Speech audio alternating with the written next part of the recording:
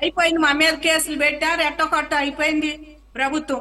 ఇవాళ రైతులకు భూములు లేదంటే చంద్రబాబు నాయుడు గారిని ఈ మధ్య అండి మా భూములు ఇట్లాంటి చంద్రబాబు నాయుడు గారి దగ్గర మాకు అసలు ఏమి లేదండి. ఆయన డిమాండింగ్ గానే అడిగాం, మా పనులు స్పీడ్ గా చేయండి అని చెప్పి మేము మీడియా ముఖంగా చెబితేనే ఆయన తెల్లారపాటి త్రిసభ్య కమిటీ అని పెట్టారు. పెట్టి ఎంపీ గారిని ఎమ్మెల్యే గారిని ఇన్వాల్వ్ చేశారు. రైతులు ఏంటి అట్లా అడుగుతున్నారు, చెయ్యండి అయ్యా అని చెప్పి. అది జగన్మోహన్, అది చంద్రబాబు నాయుడు గారు.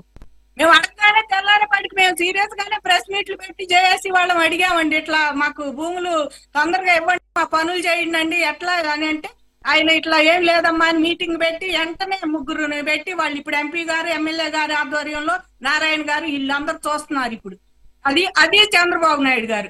అంతేగాని మాకు భయపడేది ఏం లేదండి, బాబు గారికి అసలు భయపడే పనే లేదు. కావాలంటే ఇప్పుడైనా వెళ్ళి డిమాండింగ్ అడిగేది ఉంది మాకు, బాబు గారి దగ్గరికి వెళ్ళి చెయ్యాలండి, చేయటం లేదని. అంతేగాని వీళ్ళు అన్నట్టు వాళ్ళని చూసి భయపడో, నారాయణ గారిని చూసి భయపడో, ఇంకోని చూసి భయపడే ప్రసక్తే లేదు.